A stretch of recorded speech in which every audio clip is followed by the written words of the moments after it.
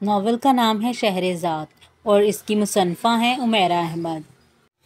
خدا کا خوف کرو فلک، اتنی دیر میں لوگ چاند پر جا کر واپس آ جاتے ہیں جتنی دیر میں تم صرف اپنی آنکھوں کا میک اپ کر رہی ہو۔ میں تمہیں ایک بار پھر یقین دلاتی ہوں، وہاں سلیمان انصر کے آنے کا کوئی امکان نہیں ہے، اس لیے اتنے ہتھیاروں سے لیس ہونے کی ضرورت نہیں ہے۔ رشنا کی بیزاری اب اپنے عروج پر پہنچ چکی تھی اور وہ سیدھا طنز کرنے پر اتر آئی تھی، مگر اس کی کسی بات کا فلک پر کوئی اثر نہیں ہوا تھا۔ وہ اسی سکون و اطمینان سے اپنی پلکوں پر مسکارا کی ایک اور کوٹنگ کرتی رہی۔ اٹھ جاؤ فلک، اٹھ جاؤ، ہم کنسرٹ پر جا رہے ہیں، کسی فیشن شو میں نہیں، اب بس کرو۔ اس کی خاموشی نے رشنا کو کچھ اور تپایا۔ اس نے ڈریسنگ ٹیبل پر اس کے سامنے پڑی میک اپ کٹ کو اٹھا کر بند کر دیا۔ تمہیں کیا تکلیف ہے یار، چند منٹ انتظار نہیں کر سکتی؟ فلک نے اس کے ہاتھ سے میک اپ کٹ چھینتے ہوئے کہا۔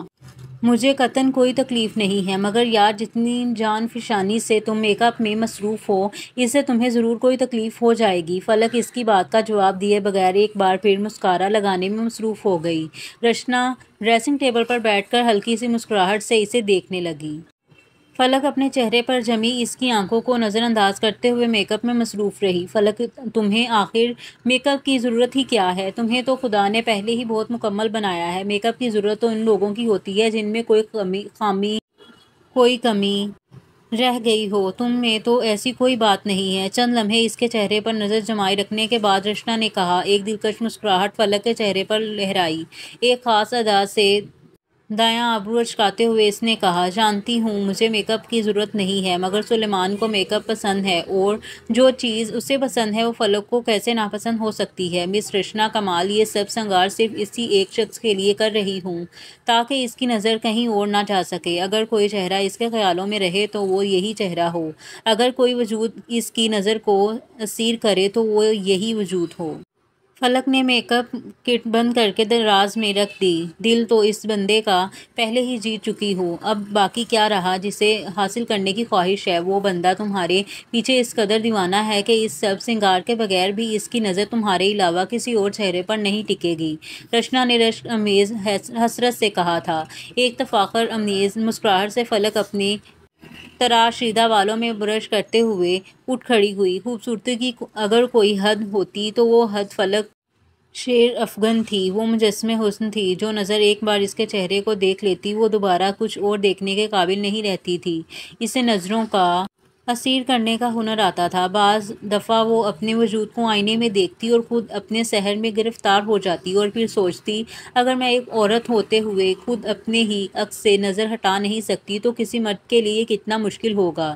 یہ احساس اسے بیٹھے بٹھائے کلو پترا بنا جاتا۔ پھر وہ گھنٹوں آئینے کے سامنے بیٹھی سنگار میں مصروف رہتی۔ بہت سے لوگوں کو دنیا میں صرف ایک چیز ملتی ہے اور بس ایک ہی چیز ملتی ہے۔ بعض لوگوں کو دنیا میں سب کچھ ملتا ہے اور سب کچھ ہی ملتا ہے۔ فلک شیر افغن دوسری فہرست میں آتی تھی۔ وہ شیر افغن جلیل کی اکلوتی بیٹی تھی، اور شیر افغن جلیل ملک کے نامور انڈسٹریلسٹ تھے۔ اسے چاہا نہیں گیا تھا، بے تحاشا چاہا گیا تھا۔ اگر اس کے ماں باپ کا بس چلتا تو وہ واقعی اسے اپنے پلکوں پر بٹھا لیتے۔ وہ خود پسند بھی تھی اور خود پرست بھی تھی، مگر کوئی اور خامی اس میں نہیں تھی، یا شاید اس کا حسن کسی دوسرے کو اتنی جرأت ہی نہیں دیتا تھا کہ وہ فلک شیر افغن کی کوئی خامی ڈھونڈ پاتا۔ اس نے ہر جگہ سے ستائش پائی تھی، چاہے وہ گھر ہو یا اسکول، کالج ہو یا یونیورسٹی۔ وہ لڑکیاں بھی جو اس سے حسد کرتی تھیں، کہیں نہ کہیں ان کے دل میں بھی اس سے دوستی کی خواہش ضرور دبی رہتی تھی۔ بعض دفعہ کوئی دل ہی دل میں اس سے سخت بدگمان ہوتا، اسے ناپسند کرتا، اس کے بارے میں دوسروں سے غلط باتیں کہتا، اور پھر وہ ایک بار ہی اس سے مخاطب ہوتی، حال احوال پوچھتی، مسکراتی اور اگلا چاروں شانے چت ہو جاتا۔ پھر اس میں کوئی مزاحمت ہی باقی نہیں رہتی تھی۔ اگلے کتنے دن وہ اسی احساس کے ساتھ ساتویں آسمان پر رہتا کہ فلک شیر افغن نے اس سے بات کی ہے، اس کا حال احوال دریافت کیا ہے، اسے دیکھ کر مسکرائی ہے۔ پھر وہ دوبارہ اس کی مخالفت کرنے کی جرأت نہ کر پاتا۔ وہ اکثر اپنے مخالفین کو اسی طرح چت کیا کرتی تھی۔ وہ یونیورسٹی میں ایم اے کر رہی تھی، مگر اس کا حلقہ احباب لمبا چوڑا نہیں تھا۔ اس کے دوستوں کی تعداد محدود تھی۔ اس کی چند دوستیں وہی تھیں جن کے ساتھ اسکول کے زمانے سے اس کی دوستی تھی۔ وقت گزرنے کے ساتھ ساتھ یہ تعلق نہ صرف مضبوط ہوا تھا بلکہ اس کی دوستوں میں کوئی اضافہ بھی نہیں ہوا تھا۔ رشنا بھی اس کی انہی گہری دوستوں میں سے ایک تھی اور اس سے اور مریم سے ہی اس کا سب سے زیادہ میل جول تھا۔ فلک کے لیے رشتے تب سے آنے شروع ہو گئے تھے جب وہ اسکول میں تھی، مگر شیر افغن نے بڑی خوبصورتی سے سب کو ٹال دیا تھا۔ وہ چھوٹی عمر میں اس کی شادی کرنا نہیں چاہتے تھے۔ ویسے بھی وہ جانتے تھے کہ فلک کے لیے کبھی بھی رشتوں کی کمی نہیں ہوگی۔ وہ نہ صرف بے پناہ خوبصورت تھی بلکہ ان کی ساری دولت کی بھی مالک تھی۔ پھر ایسی سونے کی چڑیا کو پھانسنے کے لیے شکاریوں کی تعداد میں دن بہ دن اضافہ کیوں نہ ہوتا۔ وہ شروع سے کو ایجوکیشن میں پڑھی تھی اور شروع سے ہی اس کے پیچھے بھاگنے والوں کی فہرست بہت لمبی تھی، مگر فلک نے کبھی کسی کی پرواہ نہیں کی تھی، یا پھر شاید اس کو کسی میں اتنی کشش محسوس نہیں ہوئی تھی کہ وہ اس کے بارے میں سوچتی، بلکہ وہ اکثر اپنی فرینڈز کے ساتھ مل کر ایسے اشاک کا مذاق اڑایا کرتی تھی۔ رشنا اکثر اس سے کہا کرتی تھی، جو لوگ خود خوبصورت ہوتے ہیں انہیں کسی دوسرے سے محبت ذرا کم ہی ہوتی ہے، اور عشق تو دور کی بات ہے۔ وہ ہر بار اس کی باتوں پر قہقہہ لگایا کرتی تھی۔ سلیمان انصر سے اس کی ملاقات اپنی ایک دوست کی بہن کی شادی کی تقریب میں ہوئی تھی۔ اواری میں سوئمنگ پول کے کنارے ایک ٹیبل پر وہ اپنی دوستوں کے ساتھ بیٹھی ہوئی حسب معمول بہت سی نظروں کا مرکز بنی ہوئی تھی، اور اس بات سے آگاہ بھی تھی اور بے پرواہ بھی۔ اپنی دوستوں کے کسی بات پر قہقہہ لگاتے ہوئے اس کی نظر سوئمنگ پول کے دوسرے کنارے پر موجود ایک ٹیبل پر پڑی تھی۔ سیاہ جینز اور اسی رنگ کی لیدر کی جیکٹ اور ٹی شرٹ میں ملبوس وہ بندہ اس ٹیبل کی سب سے خاص چیز تھا۔ وہ اتنی دور سے بھی اس کے چہرے کے نقوش کی خوبصورتی کو محسوس کر سکتی تھی۔ وہ اپنے ساتھ بیٹھے ہوئے لڑکے کی بات سن رہا تھا اور ہاتھ میں پکڑے ہوئے گلاس سے کوک کے سپ لے رہا تھا۔ فلک چاہتے ہوئے بھی اس سے نظر ہٹا نہیں پائی۔ اپنی فرینڈ کے ساتھ باتیں کرتے ہوئے وہ وقفے وقفے سے اسے دیکھ رہی تھی، اور کچھ دیر بعد اچانک اسے احساس ہوا تھا کہ وہ صرف فلک کی توجہ کا مرکز نہیں تھا، کچھ اور نظریں بھی بار بار اس کی طرف اٹھ رہی تھیں، اور اس احساس نے پہلی بار اسے حسرت سے روشناس کروایا تھا۔ اس کے دل میں بڑی شدت سے اس کے پاس جانے کی خواہش پیدا ہوئی۔ رشنا یہ سوئمنگ پول کے دوسری طرف ٹیبل پر بلیک آؤٹ فٹ میں جو بندہ ہے اسے جانتی ہو؟ اس نے اچانک رشنا سے سرگوشی میں پوچھا، جو اس کے پاس بیٹھی ہوئی تھی۔ رشنا نے نظر دوڑائی تھی۔ نہیں یار، یہ کوئی نیا بندہ ہے، کم از کم میں واقف نہیں ہوں، اس نے سر ہلاتے ہوئے کہا تھا۔ پھر فلک نے یہی سوال ٹیبل کے گرد بیٹھی ہوئی اپنی دوسری دوستوں سے کیا تھا۔ سب کا جواب نفی میں تھا۔ رمشا سے پوچھو، میرا خیال ہے یہ اس کی بہنوئی کا کوئی دوست ہوگا، رشنا نے اس سے کہا تھا۔ وہ رشنا کے ساتھ اٹھ کر اسٹیج کی طرف آ گئی تھی۔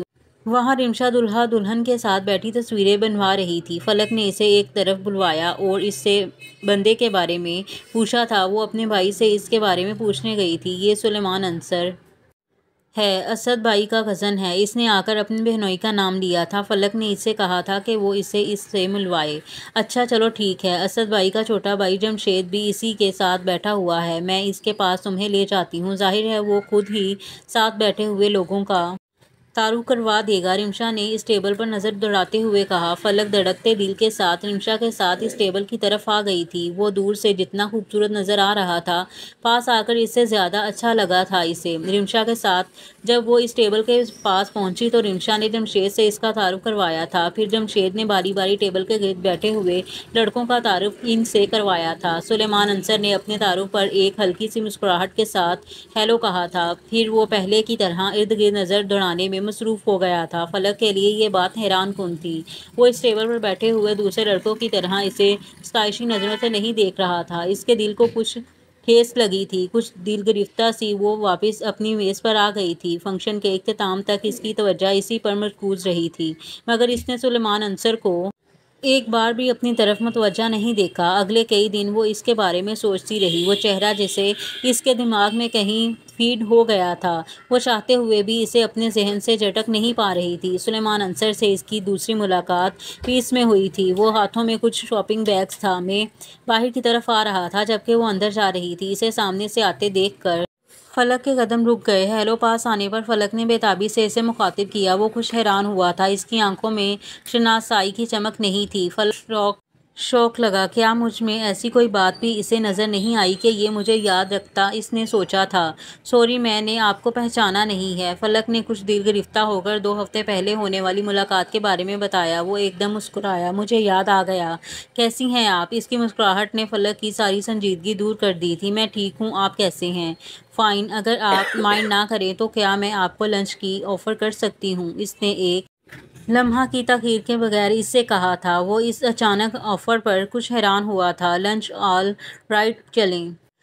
چند لمحے سوچنے کے بعد اس نے کہا تھا۔ دونوں باہر نکل آئے۔ فلک نے اپنے ڈرائیور کو واپس بھجوا دیا۔ سلیمان کے ساتھ اگلی سیٹ پر بیٹھتے ہوئے اس کا دل بہت تیزی سے دھڑک رہا تھا۔ کہاں چلے؟ اس نے گاڑی سٹارٹ کرتے ہوئے کہا تھا۔ فیوجی یاما۔ وہ گاڑی کو ریورس کرتے ہوئے سڑک پر لے آیا تھا۔ آپ پڑھتی ہیں؟ اس نے اپنی ٹی شرٹ کے ساتھ لٹکتے ہوئے سن گلاسز اتار کر لگاتے ہوئے کہا تھا۔ فلک نے اسے اپنے بارے میں بتایا۔ اور آپ؟ مجھے تو کافی سال ہو گئے اپنی تعلیم مکمل کیے۔ اکنامکس میں ماسٹرز کیا ہے۔ سیرامکس کی فیکٹری ہے میرے ڈیڈی کی، وہیں ہوتا ہوں۔ وہ آہستہ آہستہ اپنے بارے میں بتاتا گیا۔ پھر گفتگو کا سلسلہ طویل ہوتا گیا تھا۔ فیوجی یاما میں ہونے والا یہ لنچ پہلا اور آخری لنچ ثابت نہیں ہوا تھا۔ ان کی ملاقاتوں کی تعداد بڑھنے لگی تھی اور پھر اینڈ رزلٹ وہی ہوا تھا جو فلک نے چاہا تھا۔ سلیمان نے اسے پرپوز کر دیا اور اس نے ایک لمحہ کے تأمل کے بغیر یہ پرپوزل قبول کر لیا۔ سلیمان اسے پہلی ملاقات میں ہی دوسرے مردوں سے مختلف لگا تھا۔ فلک 20 سال کی تھی اور وہ اس سے 10 سال بڑا تھا۔ فلک کی طرح وہ نہ تو چھوٹی چھوٹی باتوں پر بھڑک اٹھتا تھا اور نہ ہی کسی بات پر فوراً اپنا رد عمل ظاہر کرتا تھا۔ وہ بہت سویر اور ڈیسنٹ تھا۔ وہ پرسکون انداز میں ٹھہر ٹھہر کر دھیمی آواز میں بات کیا کرتا تھا اور فلک کسی سحرزدہ معمول کی طرح اسے بات کرتے دیکھتی رہتی تھی۔ وہ کبھی بھی کسی کی بات اتنے انہماک سے نہیں سنتی تھی جس طرح وہ سلیمان کو سنتی تھی۔ یہی وجہ تھی کہ سلیمان کے پرپوز کرنے پر جیسے اس کی دلی مراد پوری ہو گئی تھی۔ اسے پہلی بار اپنی خوش قسمتی پر یقین آیا تھا، لیکن ابھی کچھ مشکلات باقی تھیں۔ گھر میں اس پرپوزل کا ذکر کرنے پر جیسے ایک ہنگامہ کھڑا ہو گیا تھا۔ شیر افغن کو اعتراض تھا کہ وہ ان کی برادری کا نہیں ہے اور ویسے بھی وہ فلک سے 10 سال بڑا تھا۔ ایک اور اعتراض انہیں یہ تھا کہ وہ بلا شبہ ایک ویل آف فیملی سے تعلق رکھتا تھا، مگر وہ فیملی شیر افغن جلیل کی ٹکر کی نہیں تھی۔ فلک کے لیے اگر یہ ساری باتیں بے معنی تھیں تو شیر افغن کے لیے یہی چیزیں اہمیت رکھتی تھیں۔ وہ اپنی اکلوتی بیٹی کے لیے داماد بھی ویسا ہی چاہتے تھے اور سلیمان اس معیار پر پورا نہیں اترتا تھا، مگر فلک کی ضد کے آگے ان کی مخالفت زیادہ دیر ٹھہر نہیں سکی تھی۔ وہ اس کے رونے دھونے اور خاموشی کو برداشت نہیں کر سکتے تھے اور انہوں نے سلیمان کے رشتہ کو نہ چاہتے ہوئے بھی قبول کر لیا تھا، مگر شیر افغن کی ناپسندیدگی سلیمان سے چھپی نہیں رہ سکتی تھی۔ منگنی کے فوراً بعد ان کے اختلافات ایک بار پھر ابھر کر سامنے آئے تھے جب شیر افغن نے یہ کوشش کی تھی کہ سلیمان اپنی فیکٹری چھوڑ کر ان کے بزنس کو دیکھنا شروع کرے۔ انہوں نے یہ پیشکش فلک کے ذریعے کی تھی، یعنی تمہارے فادر کو ایک ایسا داماد چاہیے جو ان کی فائلوں والا بریف کیس اٹھا کر ان کے پیچھے پیچھے چلے۔ سرونٹ کمسن ان لا۔ اس کا لہجہ طنزیہ تھا۔ فلک کا چہرہ سرخ ہو گیا تھا۔ تم کیسی باتیں کر رہے ہو سلیمان؟ کیا میرے پاپا تمہیں نوکر بنا کر رکھیں گے؟ وہ یہ تو صرف یہ چاہتے ہیں کہ تم ان کا بزنس سنبھالنا شروع کر دو۔ تو ظاہر ہے ان کا کوئی بیٹا نہیں ہے اور میری جس سے بھی شادی ہوتی اسے پاپا کا بزنس تو سنبھالنا ہی ہوتا۔ اس نے وضاحت پیش کرنے کی کوشش کی تھی۔ اور میری سیرامکس کی فیکٹری کا کیا ہوگا؟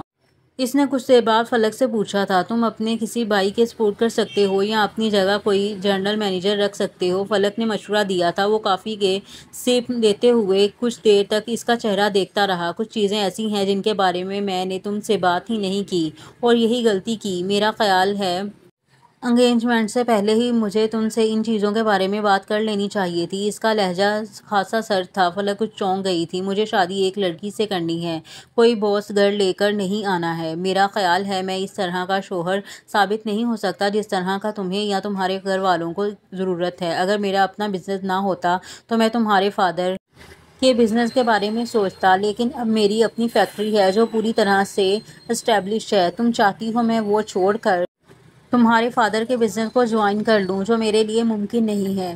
میں اپنی زندگی کو اپنے طریقے سے گزارنا چاہتا ہوں، بیوی یا ان لاز کی مرضی کے مطابق نہیں۔ میرا خیال تھا ہم نے کافی وقت اکٹھا گزارا ہے، تم مجھے کسی نہ کسی حد تک سمجھ چکی ہوگی، مگر میرا خیال غلط تھا۔ اس لیے میرا خیال ہے ہمیں کسی نئے رشتے میں بندھنا نہیں چاہیے۔ اس نے اپنی بات کی اختتام پر اپنی انگلی سے منگنی کی انگوٹھی اتار کر فلک کے سامنے ٹیبل پر رکھ دی تھی۔ وہ بالکل بے حس و حرکت تھی۔ اس نے والیٹ کر بل کے پیسے مینیو کارڈ میں رکھے اور پھر اٹھ کھڑا ہوا۔ فلک کو ابھی تک یقین نہیں آ رہا تھا کہ وہ اتنی چھوٹی سی بات پر یہ قدم اس نے اسے ریسٹورانٹ کے دروازے سے نکلتے دیکھا تھا اور پھر جیسے وہ اپنے حواس میں واپس آ گئی تھی، اپنا بیگ اور انگوٹھی اٹھا کر وہ بھاگتی ہوئی اس کے پیچھے گئی تھی۔ وہ پارکنگ کی طرف جا رہا تھا۔ "آئی ایم سوری سلیمان، اگر تم میری بات پر ہرٹ ہوئے تو، لیکن میرا یہ مطلب نہیں تھا۔" اس نے پاس آ کر اس کے کندھے کو تھام کر لجاجت سے کہا تھا۔ وہ رک گیا تھا۔ "بات ہرٹ ہونے یا نہ ہونے کی نہیں ہے، بات اپنی اپنی خواہش اور ضرورت کی ہے۔ تمہارے فادر کو واقعی ایک شخص کی ضرورت ہے جو ان کے بزنس کو سنبھالے، مگر میں..." اس نے بڑی نرمی سے اس سے کہا تھا۔ مگر فلک نے اس بات کاٹ دی۔ "اس موضوع پر ہمارے درمیان دوبارہ کبھی بات نہیں ہوگی۔ جو تم چاہو گے وہی ہوگا۔ پاپا کیا سوچتے ہیں، کیا چاہتے ہیں، میں تم سے دوبارہ کبھی اس بات کا ذکر نہیں کروں گی۔" اس نے قطعی لہجے میں سلیمان سے کہا تھا۔ "اور اب تم یہ انگوٹھی پہن لو۔"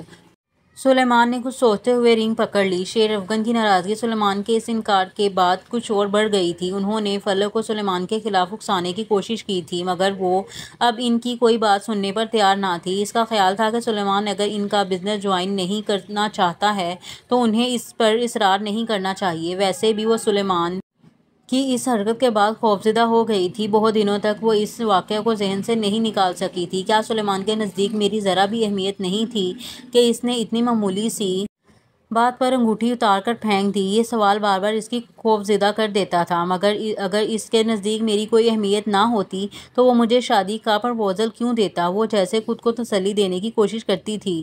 ایک شخص سے محبت انسان کو کتنا مجبور کر دیتی ہے۔ میں نے زندگی میں کسی کو پرواہ ہی نہیں کی، اور اب اس شخص کی پرواہ کی ہے تو مجھے احساس ہوا ہے کہ محبت کرنے کے بعد بندے کو کتنا جھکنا پڑتا ہے، صرف اس خوف سے کہ کہیں دوسرا آپ کو چھوڑ کر نہ جائے۔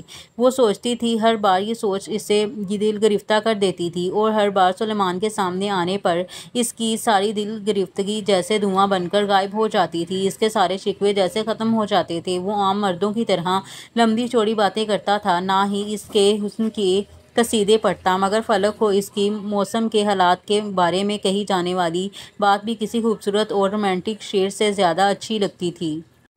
وہ نہیں جانتی تھی کہ سلیمان کو اس کے ساتھ بیٹھنا، باتیں کرنا، اس کے ساتھ چلنا پھرنا کیسا لگتا تھا، مگر اسے سلیمان کے ساتھ چلتے ہوئے اپنے وجود پر فخر ہوتا تھا، یوں جیسے وہ سلیمان کو نہیں پورے جہان کو اپنے ساتھ لیے پھر رہی ہو، جیسے دنیا میں اس کے علاوہ ہر لڑکی خالی ہو۔ اس کی زندگی میں اگر سلیمان پہلا مرد تھا تو سلیمان کی زندگی میں آنے والی بھی وہ پہلی لڑکی ہی تھی۔ وہ شروع سے ہی بہت ریزورو طبیعت کا مالک تھا، اور لڑکیوں کے ساتھ گھومنا پھرنا کبھی بھی اس کی عادت میں شامل نہیں رہا تھا۔ فلک کی طرح وہ بھی اپنی خوبصورتی اور صنف مخالف کے لیے اپنی کشش سے واقف تھا، اور اس کی طرح وہ خود پرست بھی تھا اور انا پرست بھی، لیکن ان دونوں باتوں کے باوجود بھی فلک کی محبت میں گرفتار تھا۔ ہاں، یہ محبت فلک کی طرح طوفانی اور سب کچھ قربان کر دینے والی نہیں تھی۔ ان کی منگنی تقریباً 3 سال رہی تھی، اور ان 3 سالوں میں فلک نے خود کو سلیمان کی پسند کے مطابق ڈال لیا تھا۔ وہ سلیمان کی مرضی کے خلاف کچھ کرنے کا سوچ ہی نہیں سکتی تھی۔ جو رنگ سلیمان کو پسند تھا اس نے بھی وہی پہننا شروع کر دیے تھے۔ جو رنگ سلیمان کو ناپسند تھے وہ جیسے اس کی زندگی سے بھی نکل گئے تھے۔ جو چیز سلیمان کو کھانے میں پسند تھی، لاشعوری طور پر وہ اس کی پسند بھی بن گئی تھی، اور جس چیز سے سلیمان بھاگتا تھا وہ بھی اسے اتنا ہی ناپسند کرنے لگی تھی، اور یہ سب کچھ سلیمان کے کہے بغیر ہوا تھا۔ سلیمان نے کبھی اس سے کسی بات پر مجبور نہیں کیا تھا، مگر وہ خود ہی اسے خوش رکھنا چاہتی تھی۔ سرتاپا اس کی پسند میں ڈل جانا چاہتی تھی۔ اس کی دوستیں اس میں آنے والی تبدیلیوں پر حیران تھیں۔ وہ سوچ بھی نہیں سکتی فلک شیر افگن، جو پتہ نہیں خود کتنے دلوں کی دھڑکن ہے، وہ اپنے آپ کو صرف ایک شخص کے لیے اتنا بدل دے گی۔ اس کی ہر بات میں سلیمان عنصر کا ذکر آتا تھا۔ بعض دفعہ اس کی دوستیں اس بات پر اس کا مذاق اڑاتیں، مگر فلک کو کوئی پرواہ نہیں تھی۔ 3 سال بعد بڑی دھوم دھام سے اس کی اور سلیمان کی شادی ہو گئی تھی۔ شادی سے کچھ عرصہ پہلے ہی سلیمان نے اپنے لیے ایک علیحدہ گھر لے لیا تھا، اور فلک شادی کے بعد اسی گھر میں گئی تھی۔ شادی کے بعد فلک کے دل میں سلیمان کے بارے میں جو تھوڑے بہت خدشات تھے وہ بھی ختم ہو گئے تھے۔ وہ ایک بہت ہی محبت کرنے والا اور خیال رکھنے والا شوہر ثابت ہوا تھا۔ شادی سے پہلے کی جس بے نیازی اور بے پرواہی نے فلک کو خوفزدہ کیا تھا وہ شادی کے بعد غائب ہو گئی تھی۔ وہ فلک کا کسی ننھے بچے کی طرح خیال رکھتا تھا۔ شادی سے پہلے کی اس کی کم گوئی بھی ختم ہو گئی تھی۔ فلک کو اپنی زندگی پر پہلی بار رشک آنے لگا تھا۔ ٹھیک ہے، میں نے اس شخص کے لیے اپنے آپ کو بہت بدلا ہے، اسے خوش کرنے اور خوش رکھنے کے لیے بہت کچھ چھوڑا ہے، مگر وہ سب بیکار تو نہیں گیا۔ سلیمان عنصر کو احساس میں نے اس کے لیے کیا کیا کیا ہے اور اس کے نزدیک میری ہر قربانی اور احسان کی اہمیت ہے۔ وہ اکثر سوچتی اور مسرور ہوتی رہتی۔ شادی کے بعد سلیمان کے شیر افگن کے ساتھ بھی تعلقات اچھے ہو گئے تھے، حالانکہ فلک کو خدشہ تھا کہ شاید سلیمان کی انا ان تعلقات کی بہتری میں رکاوٹ بنے گی، مگر ایسا نہیں ہوا تھا۔ وہ اکثر فلک کے ساتھ اس کے گھر جایا کرتا تھا اور میمونہ اور شیر افگن دونوں کی بہت عزت کرتا تھا۔ خود شیر افگن بھی اس کے بارے میں اپنے پچھلے خیالات اور رائے بدلنے پر مجبور ہو گئے تھے۔ فلک کو اس کے ساتھ اس قدر خوش دیکھ کر اور سلیمان کے طور طریقے دیکھ کر وہ اسے پسند کرنے لگے تھے۔ سلیمان بہت لبرل قسم کا آدمی تھا اور کچھ یہی حال فلک کا تھا۔ شیر افگن اور میمونہ نے جس ماحول میں فلک کی تربیت کی تھی، وہاں مذہب کا کوئی عمل دخل نہیں تھا۔ بچپن میں ایک بار قرآن پاک پڑھ لینے کے بعد فلک نے دوبارہ اس مقدس کتاب کو ہاتھ لگانے کی ضرورت محسوس نہیں کی تھی۔ نماز اور روزے سے بھی وہ اپنی ماں کی طرح بے نیاز تھی۔ اس کا خیال تھا کہ آج کے دور میں اتنا مذہبی ہونا خاصا تقیانوسی کام ہے۔ جب کبھی دوستوں سے اس موضوع پر بات ہوتی تو وہ کہتی، دیکھو یار، مجھے قیامت وغیرہ پر زیادہ یقین نہیں ہے، جو کچھ ہونا ہے دنیا میں ہی ہوگا، اچھی یا بری جیسی زندگی بھی گزارنی ہے، بس ایک بار ہی گزارنی ہے، ایسا بار بار نہیں ہوگا۔ رشنا کو بعض دفعہ اس کی باتوں پر اعتراض ہوتا، کیونکہ وہ باقاعدگی سے نہ صحیح لیکن نماز وغیرہ پڑھ لیا کرتی تھی۔ فلک کے اعتراض پر ہر دفعہ مسکرا کر کہتی، دیکھو رشنا، یہ عبادت وغیرہ بندہ تب کرتا ہے جب اس کی اللہ سے لمبی چوڑی فرمائشیں ہوں یا پھر اس نے اچھے خاصے گناہ کیے ہوں۔ میرے ساتھ تو دونوں مسئلے نہیں ہیں، نہ تو میں اللہ سے کچھ مانگتی ہوں اور نہ ہی میں کوئی گناہ کرتی ہوں، پھر ہر وقت مصلے پر بیٹھے رہنے کا کیا فائدہ؟ رشنا ہر بار خاموش ہو جاتی تھی۔ وہ اسے دلیل سے قائل نہیں کر سکتی تھی، کیونکہ خود اس کا مذہب کے بارے میں علم بہت کم تھا اور فلک کو دلیل کیسے دے سکتی تھی؟ فلک کے برعکس سلیمان اس طرح کی باتیں تو نہیں کرتا تھا، لیکن نماز روزے سے وہ بھی کوسوں دور تھا۔ اس کے نزدیک اتنا ہی اسلام کافی تھا کہ بندہ مسلمان ہو اور اس کا نام بھی مسلمانوں والا ہو۔ ہاں، زندگی کو ویسے گزارنا چاہیے جیسا زمانہ ہو۔ اس سے پھر وہ دونوں راوی کی سیر کے لیے گئے تھے۔ شادی سے پہلے بھی وہ دونوں اکثر یہاں آیا کرتے تھے۔ فلک کو یہاں دریا کے کنارے پر تنہائی اور خاموشی میں آ کر بیٹھنا بہت پسند تھا۔ بعض دفعہ جب سلیمان اس کے ساتھ نہ ہوتا تو وہ اپنی کسی دوست کو ساتھ لے آتی۔ کشتی کے ذریعے وہ کامران کی بارہ دری میں چلے گئے۔ دریا کے وسط میں بنی ہوئی یہ مغلیہ دور کی عمارت اسے بڑی اٹریکٹ کیا کرتی تھی۔ سلیمان اور وہ بارہ دری کے مختلف حصوں میں پھرتے اور باتیں کرتے رہے۔ پھر جب شام ڈھلنے کی لگی تو وہ دونوں ایک بار پھر کشتی کے ذریعے بارہ دری سے واپس کنارے پر آ گئے تھے۔ کنارے سے اوپر سڑک پر جانے کے لیے انہوں نے چلنا شروع کیا تھا جب فلک نے پھٹے کپڑوں اور لمبے بالوں اور داڑھی والے ایک فقیر کو دیکھا تھا۔ وہ دریا کے کنارے سے کچھ فاصلے پر بیٹھا تھا۔ اس کی داڑھی اور بالوں میں کیچڑ لگا ہوا تھا اور پھٹے کپڑوں میں سے اس کا سیاہ سوکھا ہوا جسم نظر آ رہا تھا۔ اس نے اپنی قمیض کے دامن میں کچھ پتھر اکٹھے کیے ہوئے تھے اور وہ وقفے وقفے سے گڑھے میں پتھر پھینک رہا تھا۔ پتھر گرنے پر کیچڑ اور پانی اچھل کر ادھر ادھر گر رہا تھا۔ ان دونوں کو فقیر کے سامنے گزر کر جانا تھا اور فلک کا خیال تھا کہ ان کے گزرتے وقت فقیر پانی والے گڑھے میں پتھر نہیں پھینکے گا۔ یہی اطمینان لیے وہ باتیں کرتی ہوئی سلیمان کے ساتھ اس گڑھے کے پاس گزرنے لگی اور اسی وقت فقیر نے اپنی گود میں رکھا ہوا سب سے بڑا پتھر اٹھا کر گڑھے میں پھینکا تھا۔ ایک چھپاکے کے ساتھ گدلا پانی اڑ کر فلک کے چہرے اور لباس کو داغدار کر گیا تھا۔ سلیمان دوسری جانب تھا۔ اس کے کپڑوں پر بھی چھینٹے پڑے، مگر ان کی تعداد زیادہ نہیں تھی، مگر فلک کے سفید لباس پر وہ کیچڑ بہت نمایاں ہو گیا تھا۔ یو ایڈیٹ، اندھے ہو تم، نظر نہیں آتا تمہیں کہ کوئی گزر رہا ہے؟ وہ غصے کے عالم میں چلائی تھی۔ میں واقعی اندھا ہوں، مجھے دنیا نظر نہیں آتی۔ وہ اس کی بات پر ایک لمحے کے لیے ساکت ہو گئی تھی۔ اپنے حلیے کے برعکس اس فقیر کی آنکھوں اور آواز میں بہت سکون اور بہت ٹھہراؤ تھا۔ اس کا لب و لہجہ بہت شائستہ تھا۔ وہ ان پڑھ نہیں لگتا تھا۔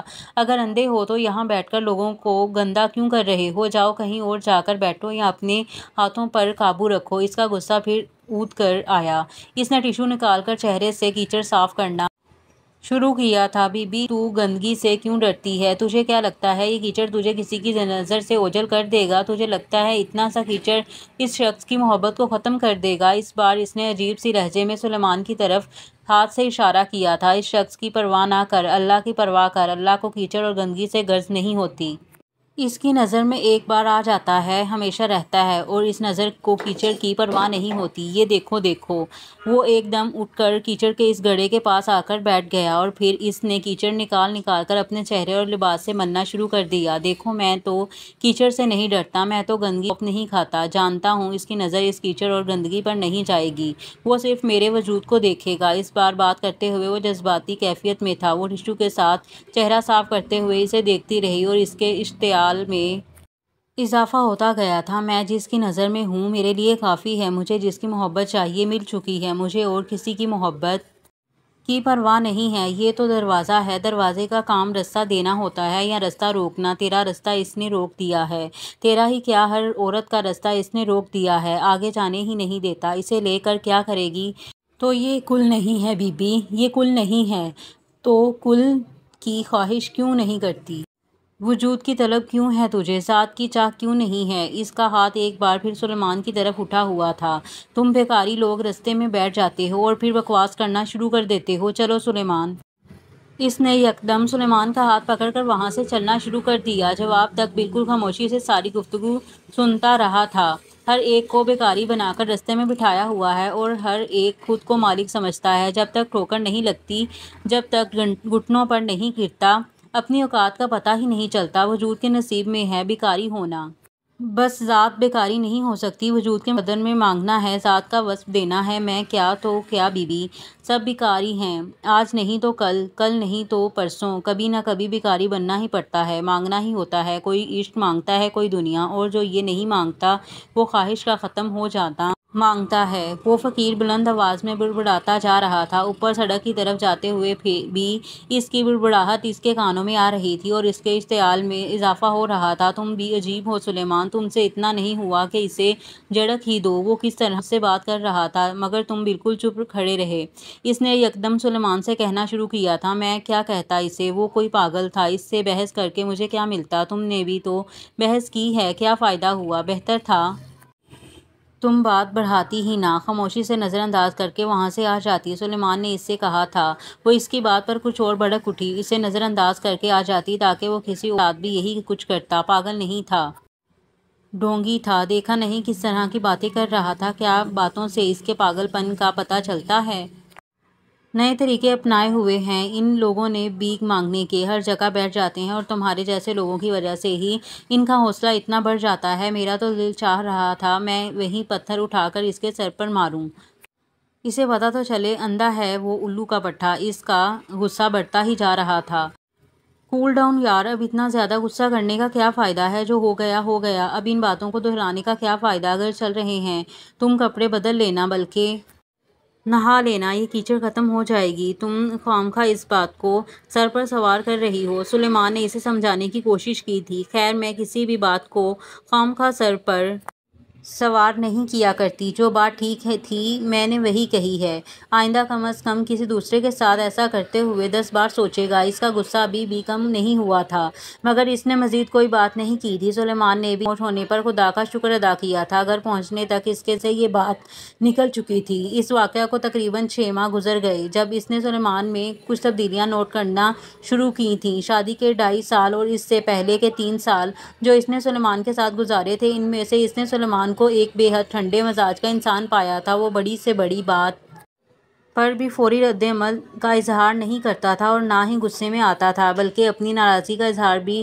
بڑے دھیمے لہجے میں کرتا تھا۔ لیکن اب وہ یکدم چھوٹی چھوٹی باتوں پر بھڑکنے لگا تھا۔ فلک نے پہلے اس بات پر اتنی توجہ نہیں دی، لیکن پھر جب ایسا اکثر ہونے لگا تھا تو وہ کچھ پریشان ہوئی۔ لیکن پھر اس نے یہ سوچ کر سب کچھ نظر انداز کرنے کی کوشش کی کہ ہو سکتا فیکٹری کے کسی معاملے کی وجہ سے وہ پریشان ہو۔ اس نے سلیمان سے یہ پوچھنے کی کوشش کی تھی، مگر ان دنوں وہ اس کی کسی بھی بات کا ڈھنگ سے جواب نہیں دیتا تھا۔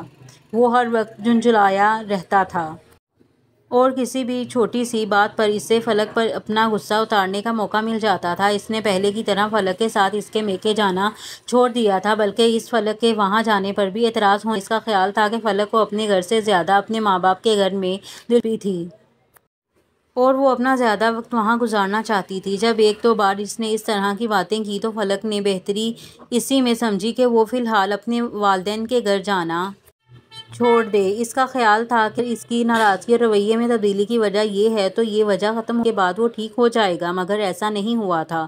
اس کے اعتراض اور نکتہ چینیوں میں اضافہ ہو گیا تھا۔ پہلے کی طرح وہ ہر شام اسے اپنے ساتھ باہر لے کر نہیں جاتا تھا اور فلک کے اصرار پر وہ بگڑ جاتا تھا۔ اس کا خیال تھا کہ اسے صرف باہر گھومنے پھرنے سے دلچسپی ہے، گھر کا کوئی خیال نہیں۔ یہ سلسلہ کئی ماہ تک چلتا رہا اور فلک حقیقت میں پریشان ہو گئی تھی۔ پھر ان ہی دنوں وہ گھر سے رات دیر تک غائب رہنے لگا تھا۔ اس سے پہلے اس کی عادت تھی کہ وہ صبح 9 بجے فیکٹری جاتا اور شام 5 بجے گھر آ جاتا۔ اگر اسے ایمرجنسی میں کہیں اور جانا پڑتا یا فیکٹری میں رکنا پڑتا تو فلک کو اطلاع دے دیا کرتا تھا، لیکن اب وہ 5 بجے کے بجائے رات 10-11 بجے واپس آنے لگا تھا۔ اگر فلک اس سے پوچھنے کی کوشش کرتی تو وہ کہتا، میری مرضی، میں جب چاہوں گھر میں آؤں اور ضروری نہیں ہے کہ میں جہاں جاؤں تمہیں اطلاع دے کر جاؤں، میں تمہارا ملازم نہیں ہوں۔ فلک اس کی بات سے زیادہ اس کے لہجے پر روحانسی ہو جاتی۔ لیکن میں پریشان ہو جاتی ہوں، تم کو میری فکر کرنے کی ضرورت نہیں ہے، میں ننھا بچہ نہیں ہوں، وہ بات ہی ختم کر دیتا تھا۔ فلک اس صورتحال سے بہت پریشان ہو گئی تھی۔ رچنا شادی کے بعد کوئٹہ چلی گئی تھی، وہ اس کے ساتھ یہ سب ڈسکس نہیں کر سکتی تھی۔ پھر کچھ سوچ کر اس نے مریم سے بات کی تھی۔ وہ اس کی بات پر جیسے اچھل پڑی تھی، اتنے مہینوں سے سلیمان کا یہ رویہ ہے اور تم نے مجھے بتایا تک نہیں۔ میں نے تمہیں کیا کسی کو بھی نہیں بتایا، میرا خیال تھا وہ کسی وجہ سے پریشان ہے۔ وقتی طور پر اس طرح ہو گیا، مگر اب تو تم نے اسے اتنی ڈیل دے دی، یہ سب اس کے آگے پیچھے پھرنے کا نتیجہ ہے۔ میرا خیال ہے وہ کسی اور لڑکی کے چکر میں ہے۔ وہ مریم کے اندازے پر ہکا بکا رہ گئی۔ تم کیا کہہ رہی ہو مریم؟ یہ کیسے ہو سکتا ہے؟ سلیمان اس طرح کا نہیں ہے، اور ابھی تو ہماری شادی کو صرف 2.5-3 سال ہوئے ہیں۔ وہ جیسے خوفزدہ ہو گئی تھی۔ تم اگر حقیقت کا سامنا نہیں کرنا چاہتی تو اور بات ہے، ورنہ اس طرح بے بات لڑنا، تم میں نقص نکالنا، تمہارے کاموں پر اعتراض کرنا، راتوں کو دیر تک گھر سے باہر رہنا، اس سب کا مطلب ایک ہی ہے کہ ان کی زندگی میں کوئی اور مصروفیات آ چکی ہیں۔ وہ ہونک بنی مریم کا چہرہ دیکھتی رہی۔ تو پھر اب میں کیا کروں؟ اب کیا ہوگا؟ کچھ لمحے گزرنے کے بعد اسے مریم کی باتوں پر یقین آنے لگا تھا۔ کچھ نہیں ہوگا، تمہیں پریشان ہونے کی ضرورت نہیں ہے، بس یہ ہے کہ تم ذرا خود پر پہلے سے زیادہ دھیان دو، ذرا اچھے اور ٹھیک ٹھاک قسم کے کپڑے پہنو، اس پر زیادہ توجہ دو، ہو سکے تو اس کے ساتھ کچھ دنوں کے لیے کہیں باہر چلی جاؤ۔ جن باتوں پر اسے اعتراض ہے وہ چیزیں ہونے ہی نہ دو، کوشش کرو کہ اسے کسی بات پر اعتراض کا موقع ہی نہ ملے، اور پھر بھی اگر وہ ٹھیک نہیں ہوتا تو اس سے صاف صاف بات کرو کہ اس کے اس رویے کی کیا وجہ ہے، وہ کیا چاہتا ہے۔ مریم نے اسے جیسے گر بتانے شروع کر دیے تھے۔ وہ بڑے انہماک سے اس کی باتیں سنتی رہی۔ اس کے گھر سے واپسی پر سیدھا گھر جانے کے بجائے بیوٹی پارلر چلی گئی تھی۔ اس نے وہاں جا کر اپنی ہیئر سٹائل تبدیل کروایا، بالوں میں اسٹریکس ڈلوائے، آئی بروز کی شیپ کو کچھ اور تیکھا کروایا۔ واپس گھر آنے کے بعد اس نے سلیمان کا پسندیدہ لباس پہنا تھا، مگر میک اپ کرنے کے بعد اس نے آئینے کے سامنے کھڑے ہو کر اپنے آپ کو دیکھا۔ اسے یقین تھا کہ وہ کبھی بھی اتنی خوبصورت اور فریش نہیں لگی تھی جتنی آج لگ رہی تھی۔ وہ رات 11 بجے آیا تھا اور خلاف معمول اس نے فلک کو لاؤنج میں دیکھا تھا۔ اس نے کچھ حیرانی سے اس کی تیاریوں کو دیکھا تھا اور پھر ایک لفظ بھی بولے بغیر بیڈ روم میں چلا گیا۔ وہ کچھ دل گرفتہ ہوئی۔ اس کا خیال تھا کہ وہ اتنی خوبصورت لگ رہی تھی کہ وہ چند لمحوں تک تو اس سے نظر نہیں ہٹا پائے گا، مگر ایسا نہیں ہوا تھا۔ اس کی نظر بہت سرسری تھی۔ وہ اس کے پیچھے بیڈ روم میں چلی آئی۔ میں کھانا لگا دوں؟ خود پر قابو پا کر اس نے بڑے حشاش بشاش انداز میں پوچھا تھا۔ وہ ایک بار پھر ٹھٹکا تھا۔ کیا میں تمہیں احمق نظر آتا ہوں کہ اس وقت کھانا کھانے بیٹھوں گا؟ لیکن میں نے ابھی تک کھانا نہیں کھایا۔ کیوں نہیں کھایا؟ روز تو کھا لیتی ہو تم، پھر آج اس خاص عنایت کی وجہ کیا ہے؟ بہرحال کھانا نہیں کھایا تو کھا لو، یہ تمہارا مسئلہ ہے۔ وہ بیڈ پر بیٹھا ہوا شوز اتار رہا تھا۔ میں نے آج تمہاری پسند کی ڈشز بنوائی ہیں۔ وہ اب مایوس ہو رہی تھی۔ مجھے کوئی دلچسپی نہیں ہے ان ڈشز میں، اور ہاں ایک بات اور۔ وہ واش روم کی طرف جاتے جاتے مڑا تھا۔ کیا سارا دن اس تماشے سے تمہارا دل نہیں بھرتا جو اب تم رات کو بھی اس سے لاد کر بیٹھ گئی ہو؟ تم بیوی ہو، ماڈل یا ایکٹریس نہ بنو۔ اس کا اشارہ اس کے میک اپ اور کپڑوں کی طرف تھا۔ وہ سن ہو گئی تھی۔ اسے کیا ہو گیا ہے یہ پہلے تو کیا واقعی کوئی دوسری لڑکی؟ وہ ایک بار پھر خوفزدہ ہو گئی تھی۔ سلیمان انصر کے معمولات کو اس کی کسی کوشش نے نہیں توڑا تھا۔ وہ جس طرح چاہتا تھا رہتا، جہاں چاہتا جاتا، جب چاہتا گھر آتا اور جب دل چاہتا گھر نہ آتا۔ دن بہ دن فلک کی فرسٹریشن میں اضافہ ہوتا گیا تھا۔ تمہیں کیا ہوا ہے؟ مجھے بتاؤ سلیمان، تمہیں کیا ہوا ہے؟ وہ اس دن اس کے انتظار میں رات کے 2 بجے تک بیٹھی رہی تھی اور اس کے آتے ہی اس نے اس سے پوچھنا شروع کر دیا تھا۔ وہ جواب دیے بغیر سیدھا بیڈ روم میں چلا گیا تھا۔ وہ لپکتی ہوئی اس کے پیچھے گئی۔ سلیمان اپنی ٹائی کھول رہا تھا۔ سلیمان، میرے ساتھ اس طرح کیوں کر رہے ہو؟ میں نے ایسا کیا کر دیا ہے؟ وہ اس کے مقابل آ کر کھڑی ہو گئی تھی۔ وہ سرد نظروں سے اسے دیکھتا رہا، پھر بازو پکڑ کر سامنے سے ہٹا کر ڈریسنگ میں چلا گیا۔ وہ برف کے مجسمے کی طرح وہیں کھڑی رہی۔ میں تمہارے سامنے آتی تھی تو سلیمان تمہارا سانس رک جاتا تھا۔ میں تمہارے بالمقابل آتی تھی تو تمہاری نظر کو اسیر کر لیتی تھی، تمہارے وجود کو ہپنوٹائز کر دیتی تھی، تم میرے معمول بن جاتے تھے۔ اب تم میں یہ طاقت کہاں سے آ گئی کہ تم مجھے سامنے سے ہٹا دو، میرا جادو توڑ دو، مجھ سے نظریں چرا جاؤ؟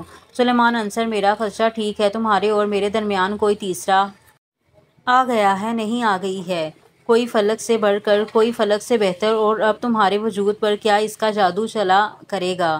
اس کا دل چاہ رہا تھا وہ زور زور سے چلائے، چیخے، اسے بتائے کہ وہ اس سے کتنی محبت کرتی ہے، اسے یاد دلائے کہ وہ اس سے کتنی محبت کرتا تھا۔ وہ وہیں بیڈ پر بیٹھ گئی تھی۔ وہ چند منٹ بعد نائٹ ڈریس میں ملبوس ڈریسنگ سے باہر آ گیا تھا۔ فلک نے بھیگی آنکھوں کے ساتھ اس کے چہرے کو پڑھنا شروع روک دیا تھا۔ اسے وہ بے حد تھکا، بہت بجھا بجھا لگا تھا۔ سلیمان نے اپنے بیڈ کی طرف جاتے ہوئے ایک نظر اس کے چہرے پر دوڑائی تھی۔ اس کے گال آنسوؤں سے بھیگ رہے تھے۔ وہ آنکھیں چرا کر اپنے بیڈ کی طرف چلا گیا۔ فلک کے دل پر جیسے کسی نے گھونسا مارا تھا۔ تو اب میرے آنسوؤں میں بھی اتنی طاقت نہیں رہی کہ یہ تمہیں باندھ لیں، تمہیں ہلنے نہ دیں؟ کیا ہر چیز آج ہی بے اثر ہو جائے گی؟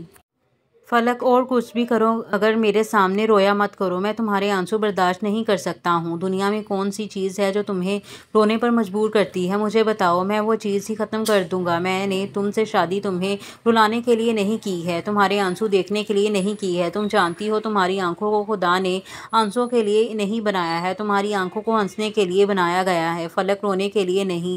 تم روتی ہو تو مجھے لگتا ہے جیسے دنیا میں کچھ بھی باقی نہیں رہا، جیسے دنیا ختم ہو گئی ہے۔